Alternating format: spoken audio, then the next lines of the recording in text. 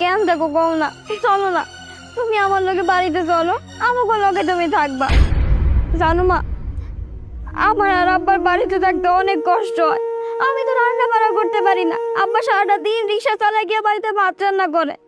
চলো না মা, তোমার ছাড়া আমার একটুও ভালো লাগে না। এই ছাড় তো, কি অবস্থা রাস্তাঘাটের মধ্যে সেরকম জড়াই ধরতেছে। আর আমি তোর মা না, আমি তোর মা ছিলাম কিন্তু এখন আমি তোর মা না। আর আমি তোর বাপের কাছে কেন যাবো? হ্যাঁ, তোর বাপও খাওয়াইতে পারে একবেলা ঠিক মতো। এই মেয়ে, যাও এখান থেকে। আপনি চুপ করেন, আমি আমার মার লগে কথা কইতাছি, আপনি খালি কেন কথা কইতাছেন? হ্যাঁ, বেয়াদব মেয়ে কোথাকার জানো, আদব কায়দা তো কিছু শিখো নাই। মানে তোর বাপ তোরে কিছু শিখাইতে পারছে? ওরকম একটা রিক্সাওয়ালা ফকিরের কাছে কি শিখবি তুই? এখান থেকে যা বলতেছি। আমার মনে হচ্ছে কি জানো, ওর বাবা ওরা এইসব শিখাইছে। কারণ তুমি এখন কোটিপতি বাড়ির বউ না, এইসব টাকা পয়সা সব আত্মসাৎ করার জন্য ওর বাবা মেয়ের এসব প্ল্যান।